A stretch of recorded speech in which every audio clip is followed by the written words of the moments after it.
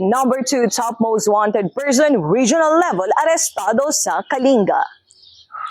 Matagumpay na naaresto ang number 2 top most wanted person regional level para sa ikalawang quarter ng kasalukuyang taon sa isinagawang operation sa Tabuk City, Kalinga. Ang nasabing pag-aresto ay bunga ng isang maayos at joint operation na isinagawa ng mga tauhan ng iba't ibang unit ng Kalinga Police Provincial Office, katuwang ang mga National Support Units. Ang akusado ay inaresto sa bisa ng isang warrant of arrest na inisyo ng isang hukuman sa Tabuk City. Samantala sa bayan ng Tinglayan, isang individual ang voluntaryong isinuko ang isang improvised o homemade caliber 45 na baril sa Tinglayan Municipal Police Station.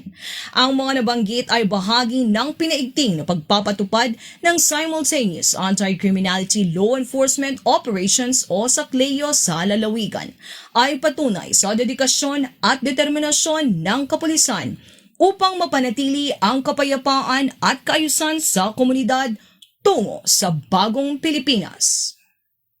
Mula dito sa Tabuk City, Kalinga, ako ang inyong Police News Network Correspondent, Police Staff Sergeant Precious May Donal, alagad ng batas, tagataguyod ng balitang pulis.